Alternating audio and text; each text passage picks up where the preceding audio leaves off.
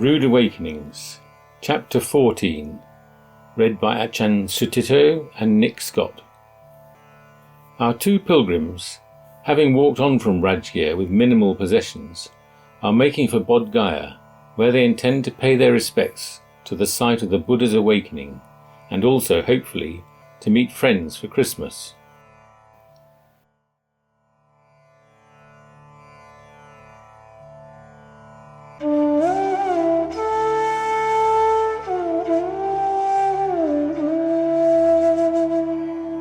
Chapter 14, The Time of Gifts.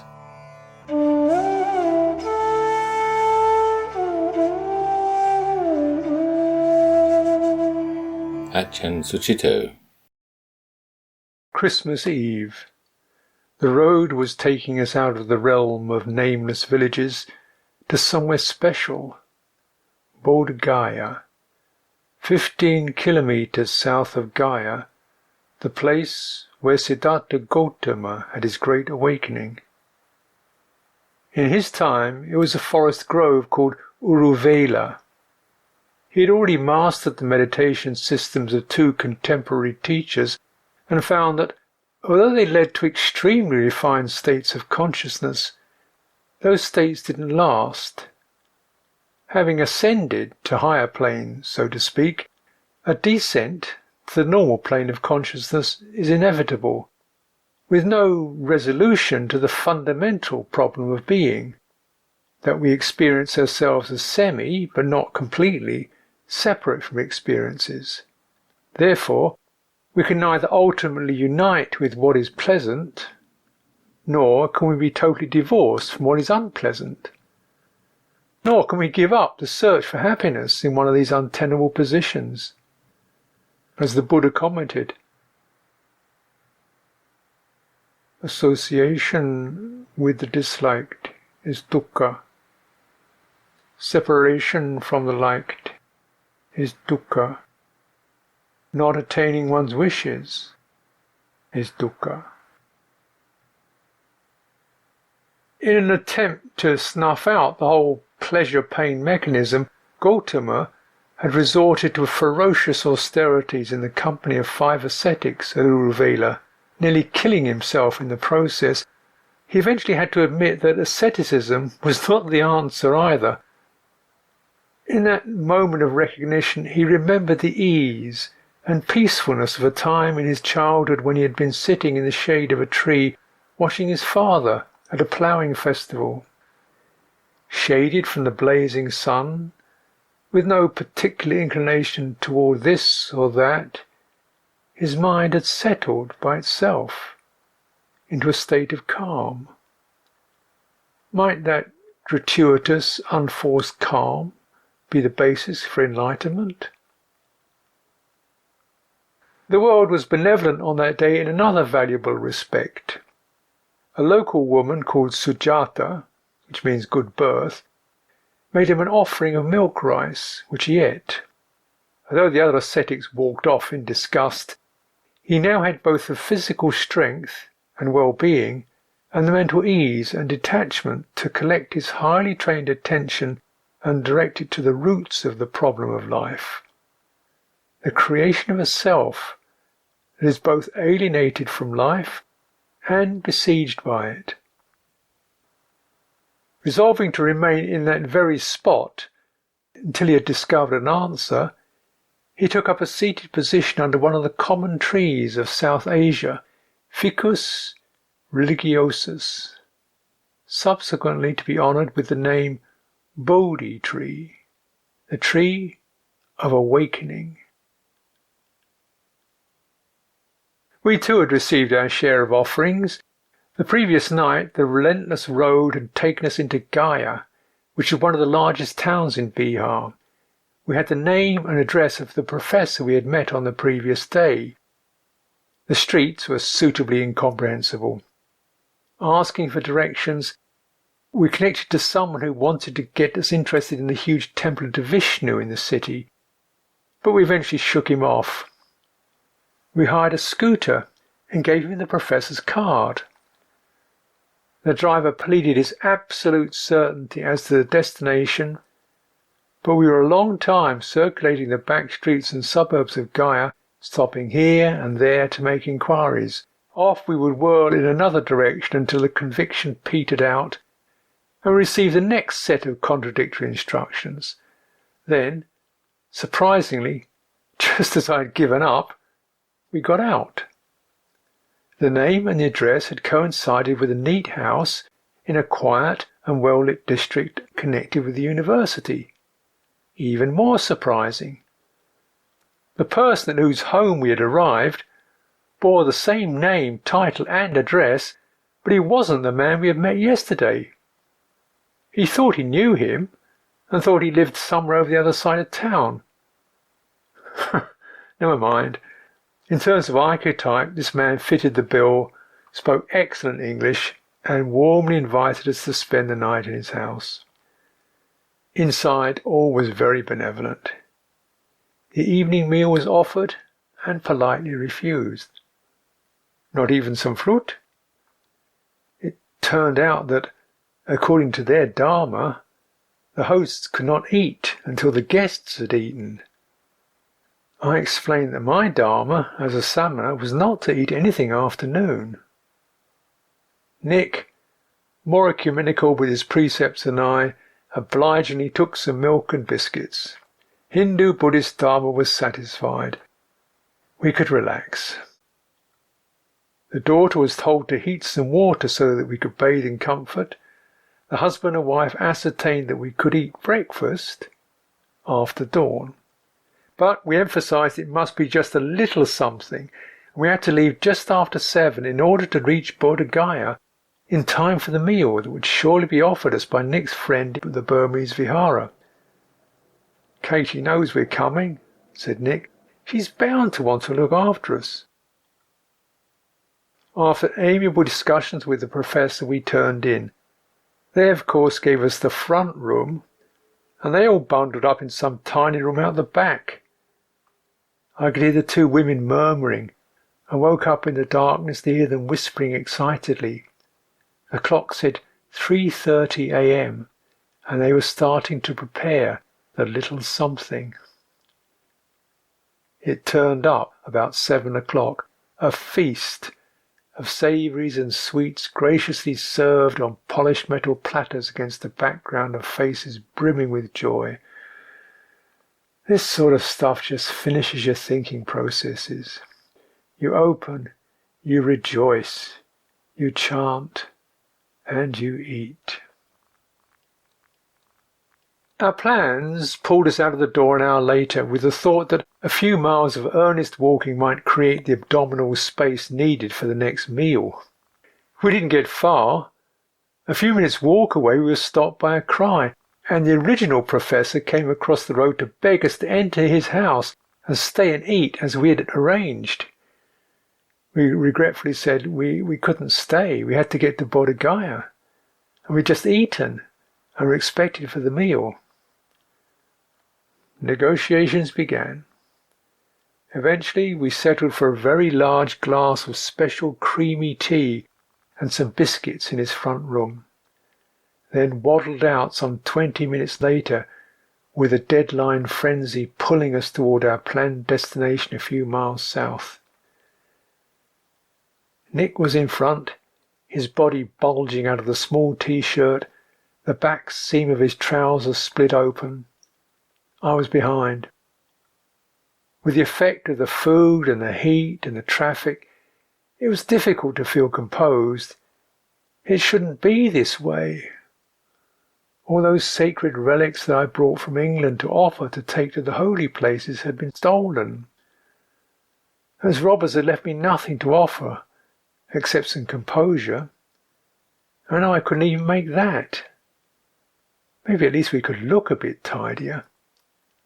"Nick, maybe you could put your wrap on, just to cover your backside, at least while we're in the villages."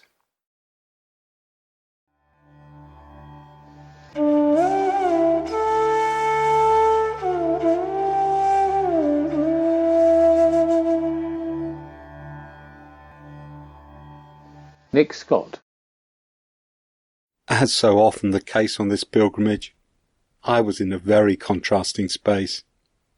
I was really enjoying the walk that morning. The day wasn't that hot, and the small road out of Gaya was lined with big trees casting pools of cool shade. But Gaya was only 10 kilometres away. We'd already been fed well, and there was no need to hurry. After all, this might be the final lap of the pilgrimage, so why not just relax and enjoy it? The road ran beside the river Falgu, which at that time of year is a wide expanse of undulating sand, with the river, reduced to the size of a brook, winding through it. Between the road and the bed of the river lay grazing land, dotted with occasional big trees. Looking between these and across the open expanse of sand, we could see a line of low hills, another outcrop of bare rocky upland. Such outcrops were a familiar feature now, since we'd left those at Rajgir. These hills ran north-south, with the river at their base. It was all very beautiful, and I felt at ease with the world. We went along at a steady pace with the kilometre posts counting off the distance to Bodh Gaya. The ease and the beauty combined with the steady walking to quieten and centre my mind. We were carrying so little since the robbery that at times like this it could feel like I was floating. We were passing the usual assortment of occasional pedestrians, bicycles, bullock carts and wandering cows. There were few vehicles, just the 3-wheeled taxis carrying pilgrims and tourists between Bodh Gaya and the railway station in Gaya, and there weren't many of them.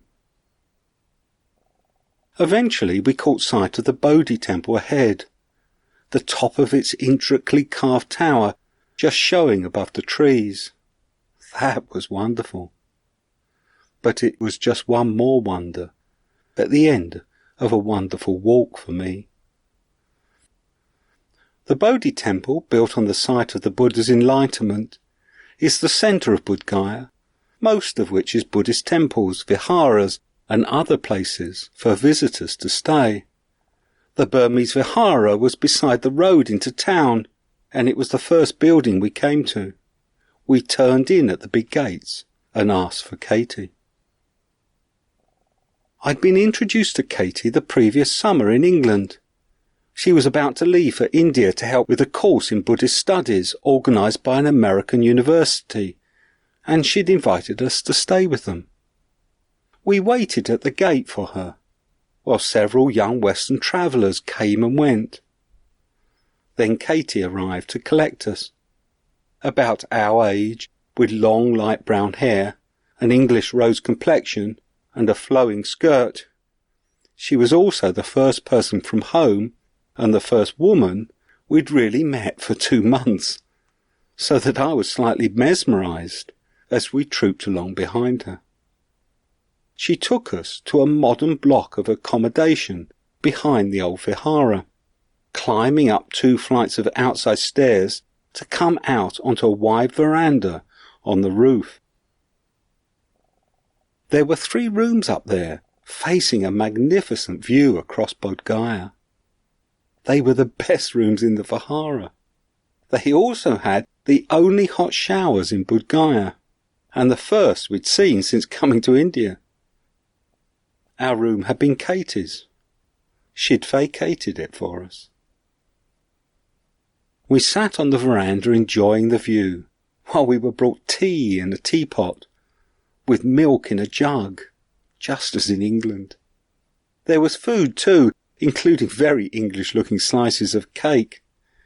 Katie seemed a ministering angel, an English one, with a very proper accent. We told her all about the robbery, the police, our trials of the past 2 months. She listened attentively and reacted in all the right places. There's nothing quite like the concern of a sympathetic woman. Katie had encouraged me to get to Bodh Gaya in time for Christmas, and we just made it. Tomorrow morning, she explained, there would be a big gathering on the veranda in front of our rooms, to which we were invited. It happened each year. Most of the Westerners staying long-term in Bodh Gaya came for a shared Christmas breakfast. At some point, I think it must have been later, after we'd had our first warm shower and rested, we were taken to meet the monk in charge of the vihara. Venerable Nyaninda was Burmese, probably in his 50s, and was sitting on a chair outside the old main building. This, we soon learned, was where he could be found most of the day, smoking a Burmese cheroot and available to talk to anyone who came by. There are a lot of people coming by at Bodh Gaya, and as often as not he would be sitting there listening to someone's problems. He was a nice man, quiet but affable, with a laid-back and slightly ironic tone to his Burmese English. He'd seen it all from his chair outside the vihara. He told us that we were welcome to stay as long as we wished, that we should join him for the meal each day, and that we were not to pay for anything while we were there.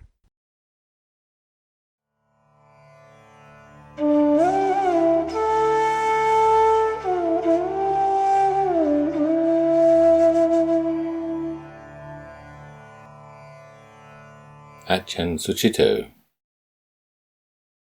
We had to visit the Mahabodhi temple, the shrine at the site of Siddhartha's great awakening. Of course, I tell myself, Bodh Gaya is just a place on the planet, a scruffy Indian village among 100,000 scruffy Indian villages, though marked by its fame with clusters of rickshaw drivers, beggars, and the rest. Transcendence is nothing to do with the place, I tell myself.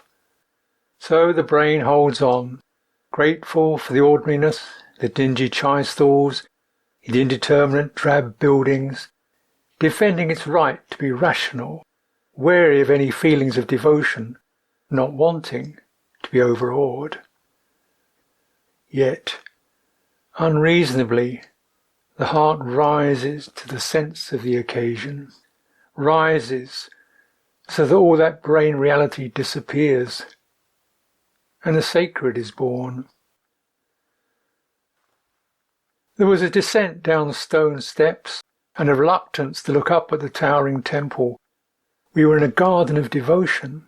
Stupas blossomed around the temple like heavenly flowers, and in their midst were Tibetan pilgrims, bowing, releasing thousands of prostrations into the world like seeds of a timeless aspiration. Pilgrims, devotees processing around the temple in robes and rags and jeans, mumbling mantras, whirling prayer wheels. Silently magnetized onto their footsteps, I was in there somewhere. There it was very peaceful, no frenzy, no press of bodies, no voices. Butter lamps in their generations of grease on the forgiving stone, the cascades of wax marking the butts of expired candles, our half-formed prayers, our tattered memories, our flickering aspirations, our gifts, all accepted as they were. There was the Bodhi tree and the Buddha's great listening. Underneath the tree sat the stone slab representing the seat of enlightenment. Between it and the overhanging branches, the space attended. The stream of my heart poured out, this long lifetime journey. Here was the world, the struggle, the burden, and the need to put it down. Within me and around me the whole world was bowing, and had been for so long. Ashoka, the Chinese pilgrims, the Tibetans, the Sri Lankans, the Burmese, the Thais, Germans, British, French, the Americans, all this stuff born out of eternity, trying to find its origins. On that night of awakening, Siddhartha had seen through the picture show of identity. In profound meditation he had witnessed the long passage of his many births, now being this, now being that, a dozen births, 100 births, and the road all those beings had travelled on, weeping and laughing, aspiring and forgetting. The self-perpetuating road of karma or action. How what you do defines you. What you become determines how you see the world and yourself, and how that world and self appears determines how you act. To reject the process, to think of getting off the road, is just another road, another becoming, another birth. Knowing there's no person on the road, that is awakening. We did some chanting, I remember that. And then we went back. Hawkers were trying to sell us postcards and junk. It was almost a relief to get back to the defined grubbiness of Bihar, and then back to the Burmese Vihara and the atmosphere of the West. Easy conversation, shared attitudes, hot showers, and Christmas Eve. Katie and Mary, Pat, who'd been a bhikkhu in Burma, David, Bill, who translated Tibetan texts, and Robert, the head teacher of the study group staying at the Vihara. A strange comfort, that of familiarity.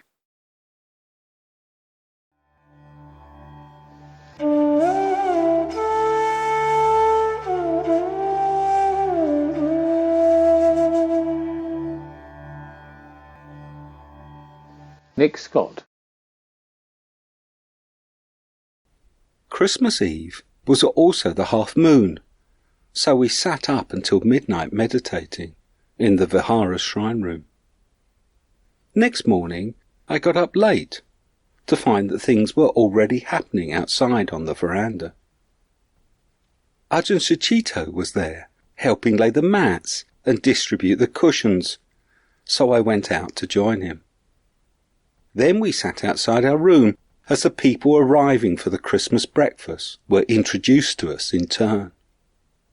I was surprised to see how many Western residents there were, as well as those running the Buddhist course and a few of the students who had stayed on after. I remember an Englishman, half Indian by birth, who was involved in a Buddhist aid project, working with the local people. A couple of Italians running a cafe for Western visitors, and 2 Americans studying art at the Tibetan monastery, as well as quite a few others. Most had already heard about our robbery, and it was their main topic of conversation. Everyone who came brought contributions to the meal. Slowly, a sea of dishes gathered. All things we hadn't seen since England. There were savoury egg dishes, topped with mushrooms or broccoli, fruit flans with whipped cream, chocolate cake covered in melted chocolate, a big platter of cheeses, nuts, fresh dates, and of course, mince pies, Christmas cake, and Christmas pudding. My attention was increasingly distracted by this growing sea of wonderful food, so that I hardly noticed that everyone also brought presents wrapped in coloured paper, which were put in a big pile on the far side of the food. Of course I overindulged, but it was a glorious meal and full of laughter and happiness. When we'd finished, one of the several children there was given the job of handing out the presents. We'd been told that it was the tradition for everyone to bring just one present.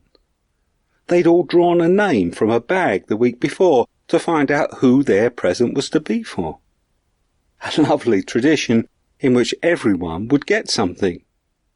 And we didn't mind in the least that it wouldn't include us. We just felt we could sit back and watch. However, the first present the little girl picked up had one of our names on it. And then so did the one after next. And then another, and yet another. There were big ones and small ones, each wrapped in different coloured paper, and the little girl tottered back and forth with them all, making a new pile in front of us.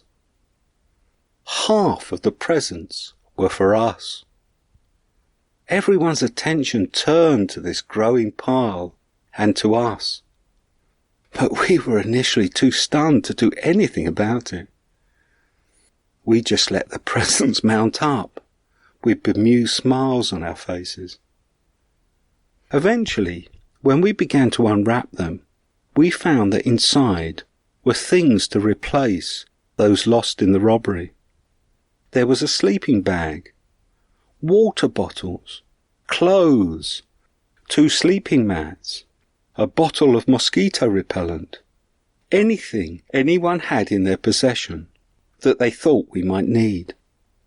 Even a Swiss Army knife for Ajahn Sucitto.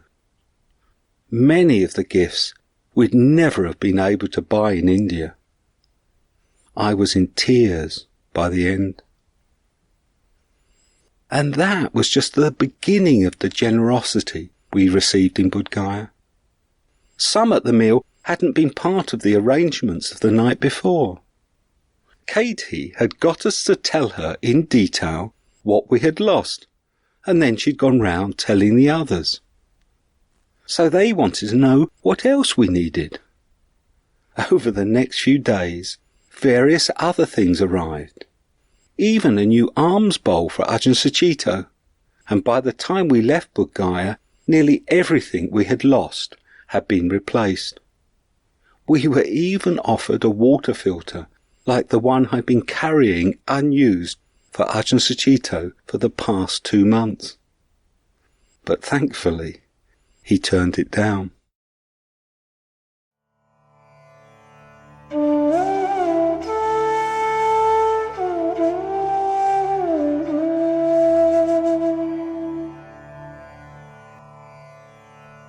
Ajahn Sucitto. Christmas Day, the time of the great gift. Overwhelmed by all the generosity that had been shown us, I wonder why it had taken so long to live in faith and trust people's goodwill. Such an opportunity had been provided by the robbery. It had made us more fragile and open, and hence more capable of living as the Samana should.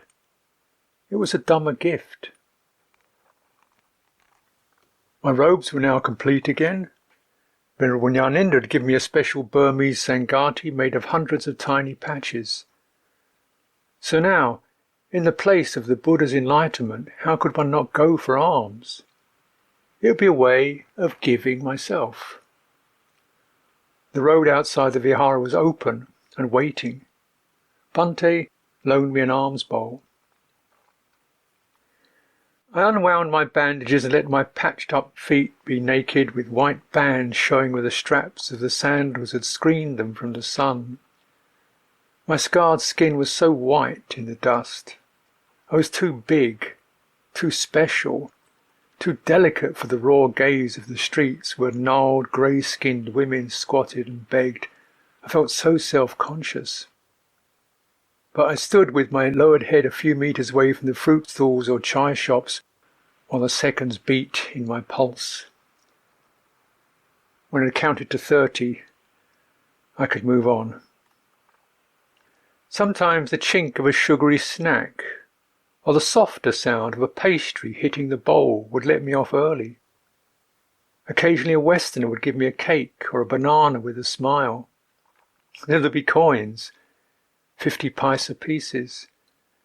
So when I got back to the gates of the vihara, I gave the old women beggars the money and some of the food.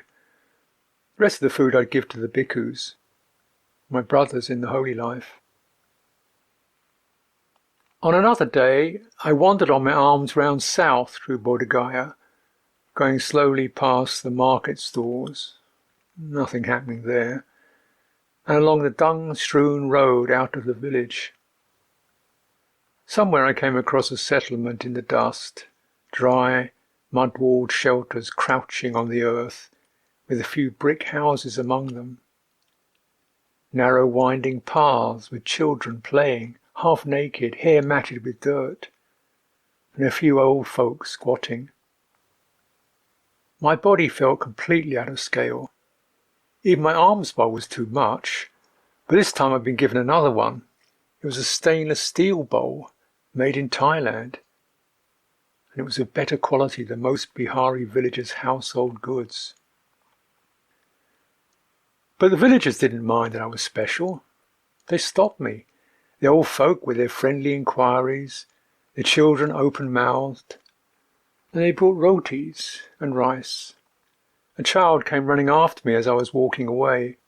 When I stopped and bent over, she stood on her toes to heave a roti over the lip of the bowl and into it.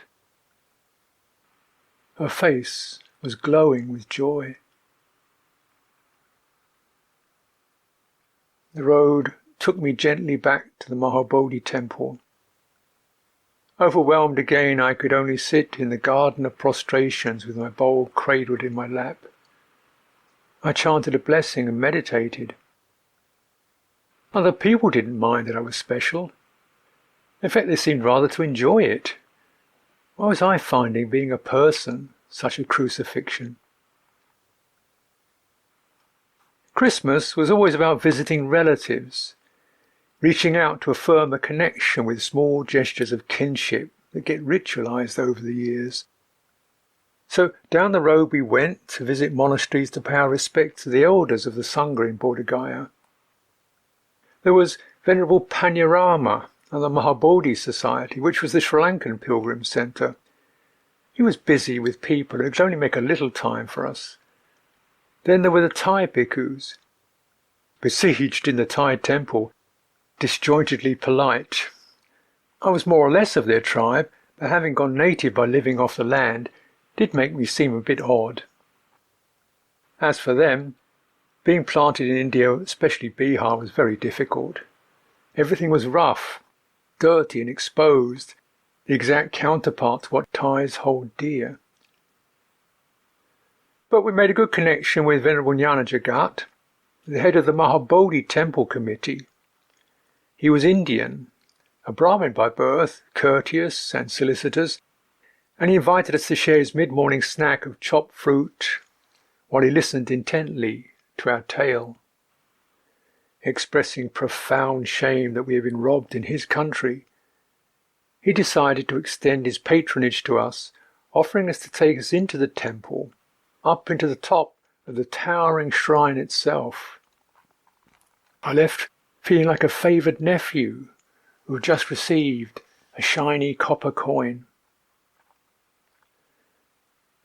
The Buddha described his night of awakening in different ways. One striking account was his recognition of all the forms of doubt and greed and worry as being members of a demon host led by the personification of delusion, Mara. Mara also means death, which in this context is more than an event. Mara is the instinct that identifies us with the cycle of birth and decay. Mara's daughters, part of his support team, are passion, craving, and negativity. They're always ready to drag us into some justifiable act of ignorance. A meditator is quickly introduced to this host and generally gets panicked or defensive or gets into a battle with them, all of which activities to defend the self merely affirm its existence. Therefore, one is something. And to be something, you have to have something, a sight, a sound, an idea, an opinion, a future, a belief, an identity. Right there is the source of all the longing and the quarrelling which sustains the tenacity of the habitual reactions of the mind. But on that special night, the Buddha didn't react. Neither believing nor rejecting Mara, he said, "I know you, Mara," and touched the earth beneath him. "I will not move from this spot until I have seen and understood." At that point of recognition and resolution, the long road of his habitual drives came to an end. That spot has been enshrined ever since. The Emperor Ashoka paid his respects and watered the Bodhi tree. A temple occupied the spot then, and although the original tree died long ago, cuttings from it and its descendants have sheltered the awakened space ever since. The last one was planted in the 19th century by the British, who also rebuilt the temple. They were the most recent of the long history of attendance to the temple. As Buddhism had waned and was eclipsed in India, pilgrims from Sri Lanka periodically attended to the temple, restored it and venerated it for about 900 years.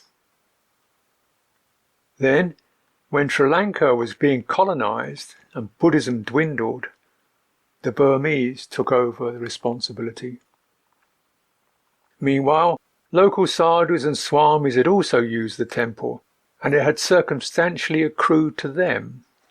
It was only through the efforts of the Sinhalese Anagarika Dharmapala that a legal campaign had, after 50 years, theoretically restored the custody of the temple to the Buddhists. That was in 1949.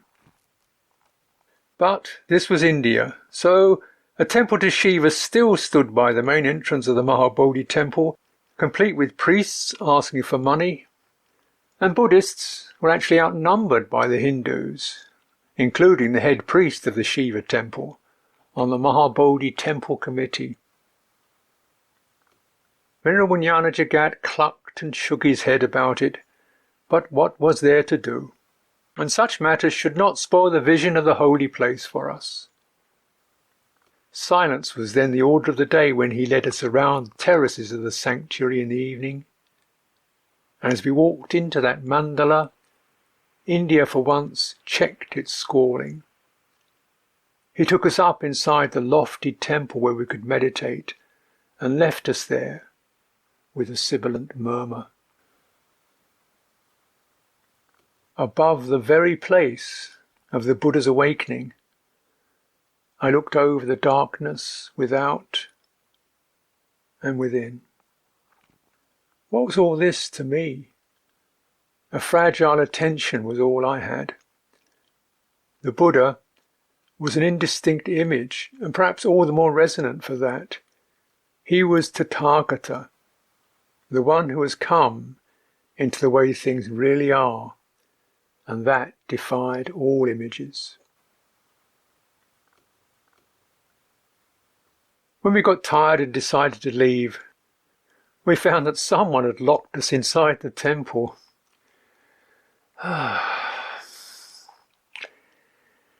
India, India again. We had to beat on the doors to get the night watchman to let us out.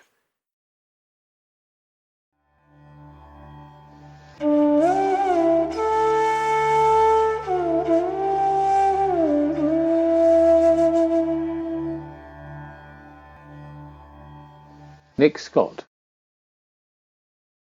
The next afternoon, I also went off on my own to visit a small stupa that local legend attributes to Sujata, the young woman who gave the ascetic Gautama milk rice just prior to his enlightenment. I followed a path worn by the locals across the sands of the river, wading through the 2 channels of water up to my knees. Beyond the expanse of sand and the line of trees on the far bank, and nearly lost amidst the paddy fields, was the slightest of mounds, with a small shrine beside it. Having lit and offered incense to the shrine's small Buddha Rupa, I then sat there contemplating the mound, the villagers working in the fields around me, and some thoughts of my own on women and how appropriate it was that it was a young woman who broke into the Buddha's fixation on an ascetic path in the story of his enlightenment. Women are good at doing that, breaking into men's absorptions. They can bring us out into a sensitivity to what is going on around us, which can seem quite delightful. The problem for me was that I tended to confuse the effect with the cause and fall for the woman. Romance was a cycle I'd got to know too well. How following it brings both you and the woman into a heightened awareness of the present moment, and how, when it's over, you come down, much as one does after taking drugs to get the same effect. Except, as well as the deflation, there is usually an emotional mess one has to deal with as well. I envied the monks their rules of restraint, with their very clear lines that cannot be continually adjusted, as I was prone to do with mine. It was pleasant sitting out in the fields, warming myself in the late afternoon sun, and musing on the ways of the world like that. Here, so near Bodh Gaya, no one took much heed of me. They were used to Westerners wandering aimlessly about.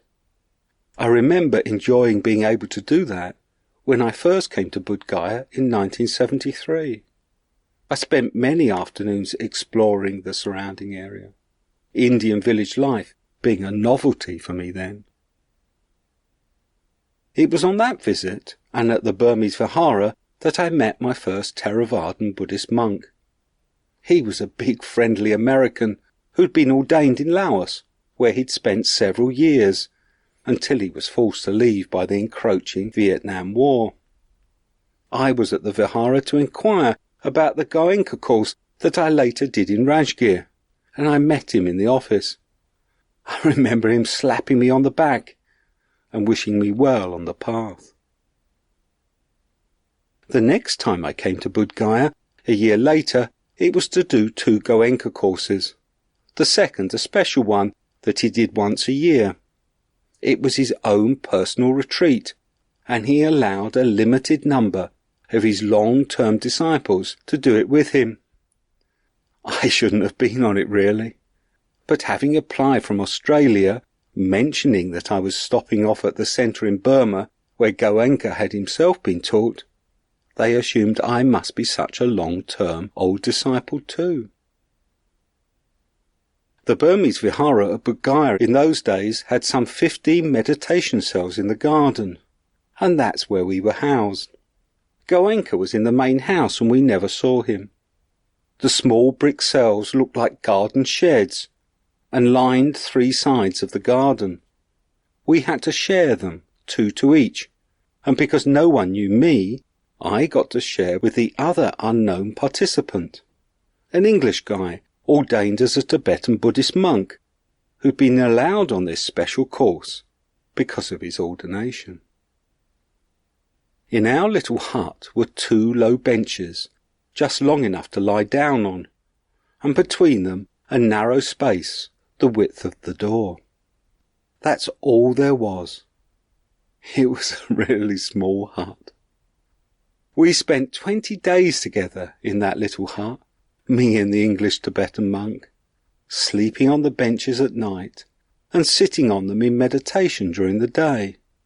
We sat, each on our own bench, our backs turned to each other, our faces only a foot from the plain white walls. And we hardly spoke once in the 20 days. I didn't even know his name.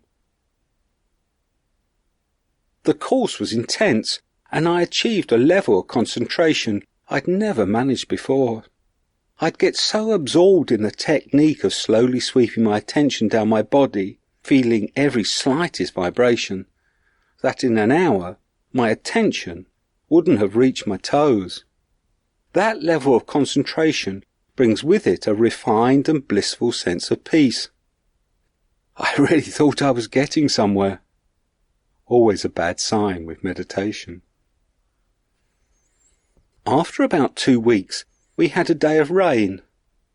Normally, for our twice daily breaks, we'd all stroll about the garden, or sit soaking up the sun, always in complete silence. This day the rain was keeping everyone in their huts, but I had 2 handmade Burmese umbrellas that I was taking home as gifts. One, a plain one, I put out for my companion to use, taking for myself the one painted with colourful Burmese designs. We both walked round the garden, the rain pattering on the umbrellas, while the others looked on. I was rather taken with being the focus of attention, and went round 3 times.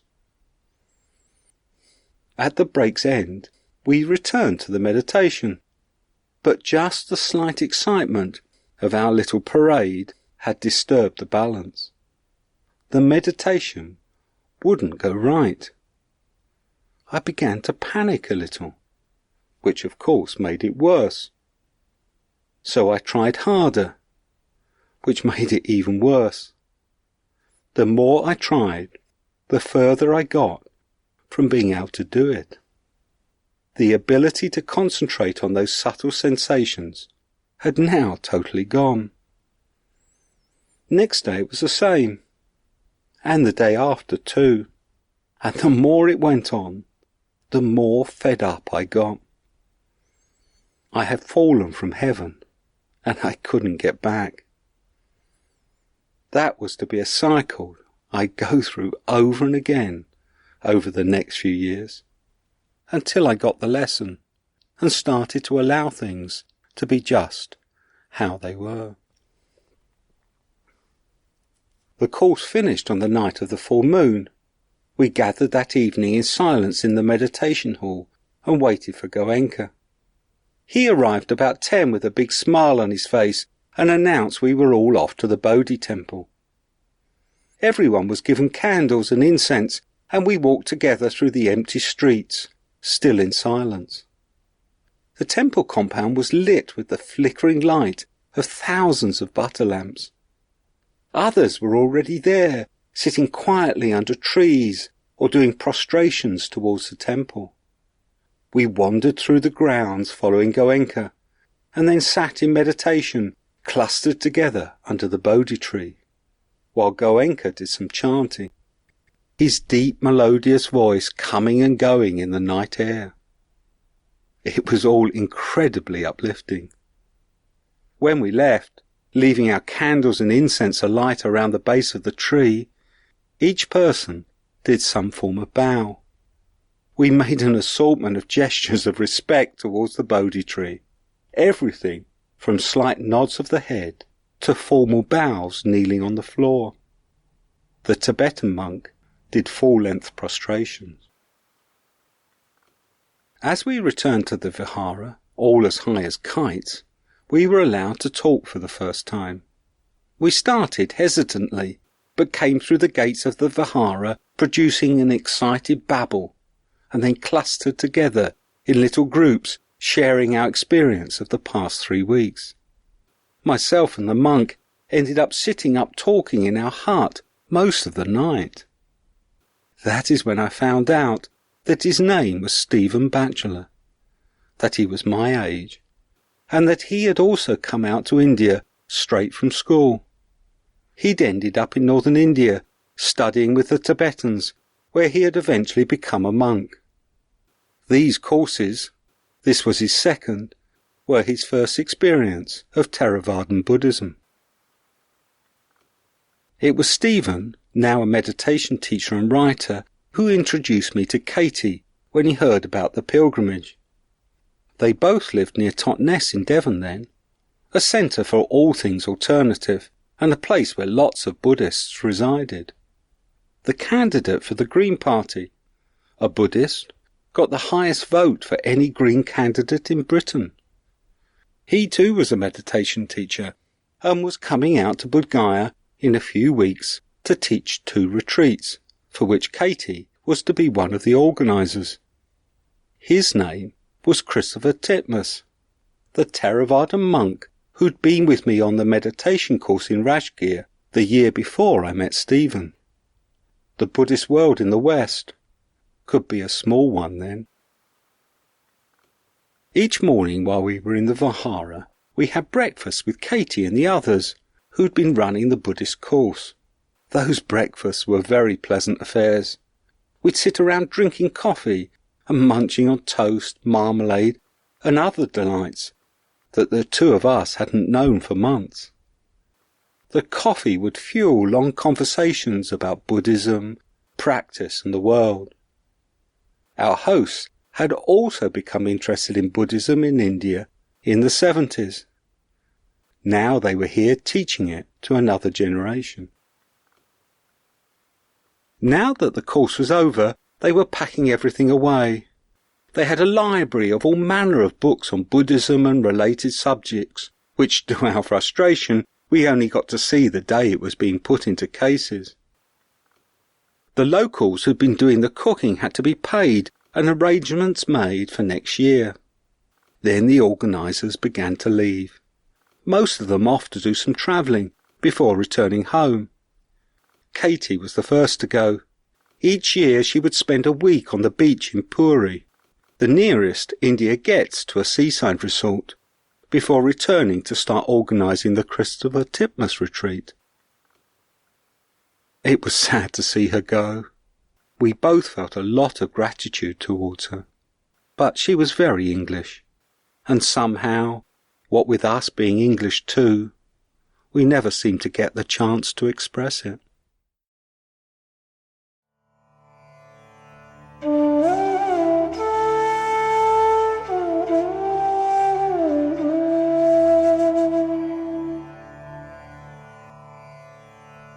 Achan Suchito.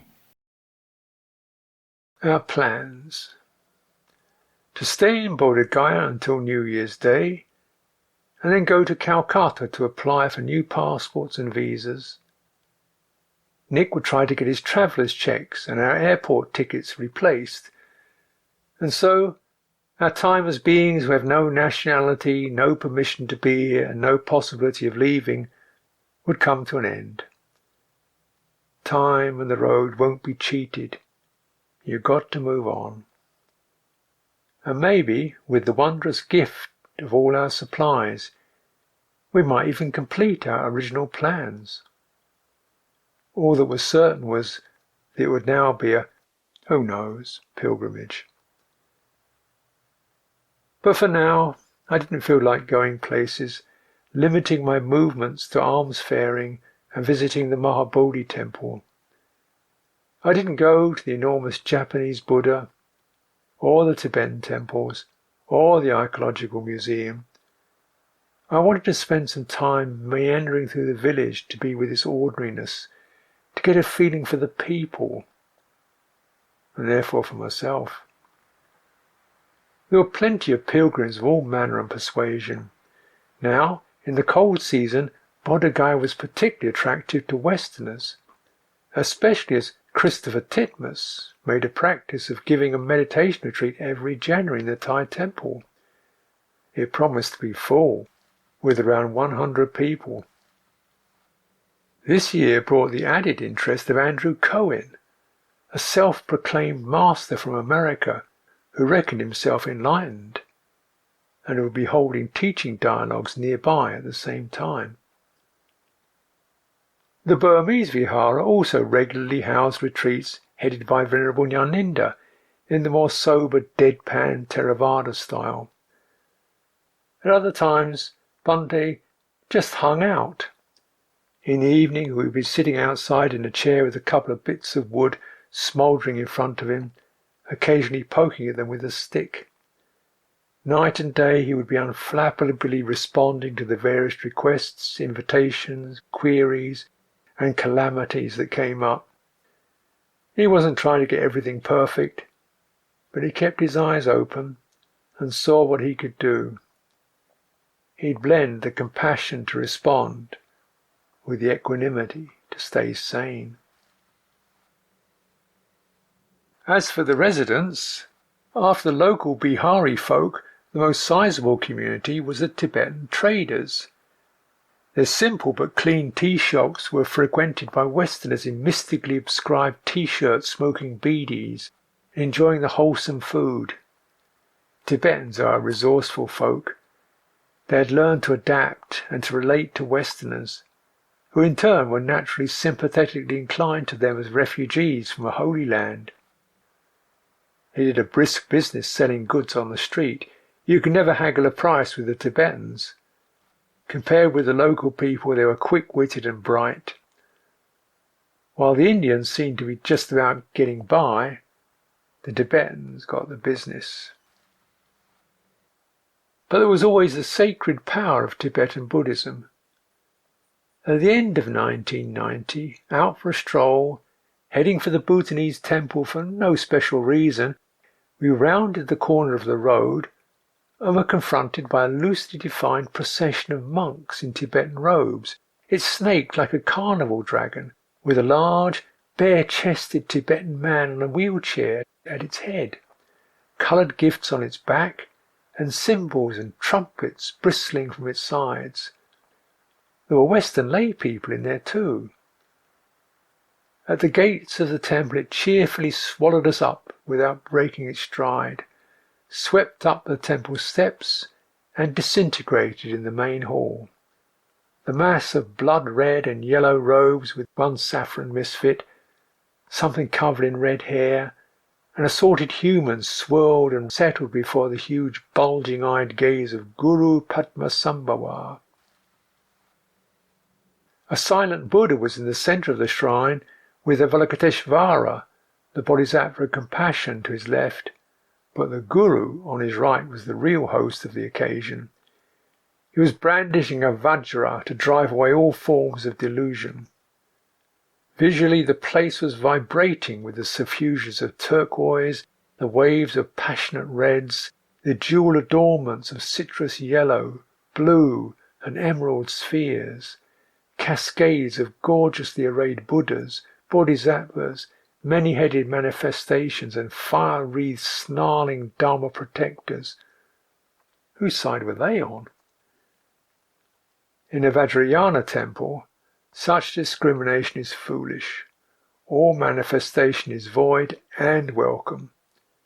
How you use it is what counts. Things went into action as the monks arranged themselves in rows and rolled out their grumbling monotones. The chanting was a sea on which the aiding leader rode like Neptune. He was above us on some kind of throne, his long grey hair gathered into a top knot on his head, his face quite serene as his hands turned in circles like the waves. Tea came round in huge kettles and sacramental snacks. The monks supped as they chanted.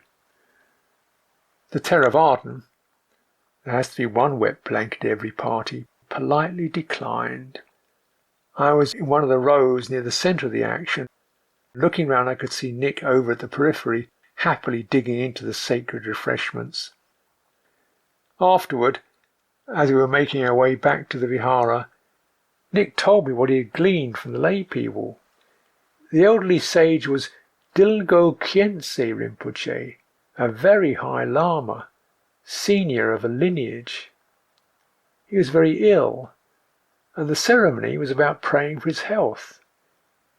It was also about bestowing a blessing on the world. The great mounds of fruit and packages of food and tea were being offered to ensure a prosperous new year. We had our own plans to see the new year in at the Mahabodhi temple. It was a full moon, which meant an all-night meditation vigil, another confrontation with the hosts of Mara. Perhaps all this benevolence would have put the host in a good mood. And tonight, we'd also have the added inspiration of being joined by Sister Thanissara from Amravati and her companion, Nada. They'd come across me that morning as I was meditating in the grounds of the temple after my alms round. It's funny how with your eyes closed you can detect someone in front of you. They were regarding me with the gaze that develops in India, unwavering, yet dispassionate. Then they bowed. When you're travelling, you pore over even the most ordinary letter from home to save the comfort of the familiar. How much more the appearance and words of old friends from that distant life, another identity ago. They both looked crumpled and drawn. I must have appeared rough too. Nick had tightened his belt so far that he'd run out of notches and had been punching new ones for the past few weeks. My waistband had no holes in it, so I registered the changes in the way Sister Thanissara looked at me. Our words groped towards certainties and information. They had heard something of our recent misfortune, which was the talk, in various embellished forms, of Bodh Gaya, but I seemed to be intact. They were coming to the end of a briefer but wider-ranging pilgrimage that had taken in the Tibetan community in the north around MacLeod Gange and some of the Hindu ashrams in Uttar Pradesh. India had visited them in customary fashion, with raw beauty, human turmoil, devotion, and bacterial aggression. They had narrowly avoided involvement in riots in Varanasi, and stricken with stomach bugs and slightly delirious, squeezed onto a bus to Kathmandu to get some medicine. Still not fully recovered, they had then journeyed on to Lumbini and Savatthi by bus and train, and had just arrived in Bodh Gaya. Now they were lodging at the Mahabodhi Society, where they had met up with some Sri Lankan pilgrims from England who were supporters of Amaravati, and who were looking after them well. A meal was being offered tomorrow, which we were invited to join. I played my trump and invited them to take a hot shower in our lodgings in the afternoon while Nick and I went off for a walk. Later we could go to the Mahabodhi temple for the evening meditation. They could get tidied up, and then we'd sit up all night together. It was a pleasure to have a puja chanting with someone who knew the words. I had a feeling for tone, pitch, and devotion. Our voices harmonized and rang against the walls of the shrine. After some meditation inside the temple, we went outside. No one else seemed to be around in the temple grounds. The full moon shone down on this abandoned Eden as we wandered along the stone terraces that defined the bower of the Buddha's enlightenment. 7 weeks he had spent here, in this leafy grove, reviewing the processes of consciousness, of suffering, its origin, its cessation, and the path. I found myself settling beside a pool in the middle of which, on a giant lotus leaf, sat an image of the Buddha. Light shone on the meditating sage. Around his body were the coils of the giant cobra, whose 7 heads formed a sheltering canopy over him. Over 2,500 years ago, on such a night, Muchalinda, the serpent king, had protected the Blessed One from a storm. The others came and joined me. It began to rain and grew cold. We gave the blankets to the women and found some shelter beneath the terrace. Nick had brought some flasks of hot tea and some lumps of jaggery sugar. The rain came down in the darkness, and the pool's stillness broke into trembling fragments of light and dark. There was so much rain in this storm-tossed world, and so much trembling. Only on the awakened one had it stopped raining forever. He was here, listening. There's no doubt of that. The problem was that none of the rest of us are. We don't listen deeply enough to get past the storm. So, moved by compassion, he decided to teach. He, the Tathagata, is the one who has come into the world for the welfare of beings. And ever since, so much has been said and goes on being said, commented and expounded upon, counteracted, speculated over, proved and rebuffed. The Theravadins had developed their interpretations. A whole range of Mahayanists had their ways. Pure Land Buddhists were taking refuge in the name of the merciful Buddha, who would reward their faith with rebirth in paradise. Bodhisattva aspirants were avowing rebirth for the welfare of all sentient beings.